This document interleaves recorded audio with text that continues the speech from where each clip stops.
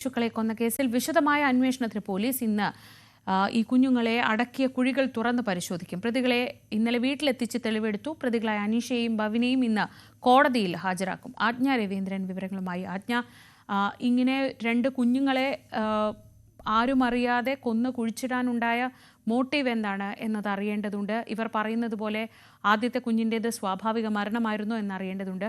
എങ്ങനെയാണ് പോലീസ് ഇപ്പോൾ ഈ അന്വേഷണവുമായി മുന്നോട്ട് പോകുന്നത്? ശ്രീജ, എന്തായാലും രണ്ട് കുഞ്ഞുങ്ങളെയും കൊലപ്പെടുത്തി എന്ന് തന്നെയാണ് പോലീസ് അത്തരത്തിൽ തന്നെയാണ് കേസ് എടുത്തിട്ടുള്ളത്. അതായത് 12 മണിക്കൂർ ചോദ്യം ചെയ്യലിന് ശേഷമാണ് പ്രതികൾ കുറ്റം സമ്മതിക്കുന്ന സാഹചര്യം ഉണ്ടായത്.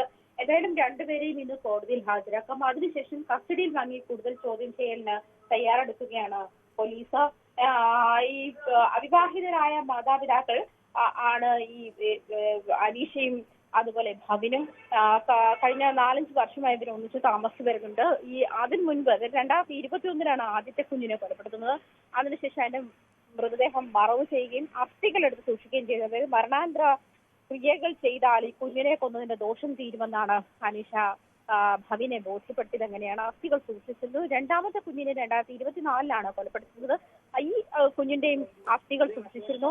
ഇത് അതേസമയം അനീഷയും ഭവിനും തമ്മിൽ തർക്കമുണ്ടായതിനെ തുടർന്ന് അനീഷ ബന്ധത്തിൽ നിന്നും പിന്മാറുന്ന സാഹചര്യത്തിലേക്ക് വന്നപ്പോഴാണ് ഭവിൻ ഈ കുഞ്ഞുങ്ങളുടെ അസ്ഥികളുമായി പോലീസ് സ്റ്റേഷനിൽ എത്തുന്നതും ഇത്തരത്തിൽ തങ്ങളെ ഈ കുഞ്ഞിനെ അനീഷ കൊലപ്പെടുത്തിയെന്നും ഈ രണ്ട് കുഞ്ഞുങ്ങളെ കുഴിച്ചു മൂടിയെന്നുമുള്ള വിവരം പോലീസ് സ്റ്റേഷൻ നൽകുന്നതും. അങ്ങനെയാണ് പുറം ലോകം ഇങ്ങനെ ഈ രണ്ട് കുഞ്ഞുങ്ങളെ ഇങ്ങനെ അതിദാരുണമായി കൊലപ്പെടുത്തിയെന്നും ഉള്ള വിവരം അറിയുന്നത് തന്നെ ആ ഒരു സാഹചര്യത്തിന് ശേഷമാണ്.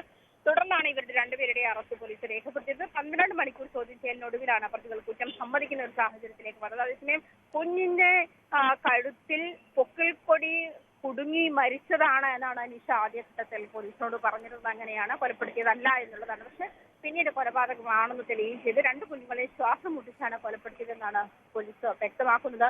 എന്തായാലും ഇന്ന് രണ്ടുപേരെയും കോടതിയിൽ ഹാജരാക്കും. അതിനുശേഷം അതായത് കുഞ്ഞുങ്ങളെ മറവ് ചെയ്ത കുഴി പരിശോധിക്കും. അത് ഫോറൻസിക് വിദഗ്ധർ അതുമായി ബന്ധപ്പെട്ട പരിശോധനകൾ ആരംഭിച്ചു കഴിഞ്ഞു എന്നാണ് മനസ്സിലാക്കാൻ കഴിയുന്നത്.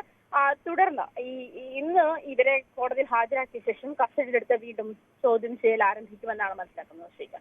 ശരി, ആജ്ഞ രവീന്ദ്രനാണ് വിവരങ്ങൾ നൽകിയത് കൊച്ചിയിൽ നിന്ന്.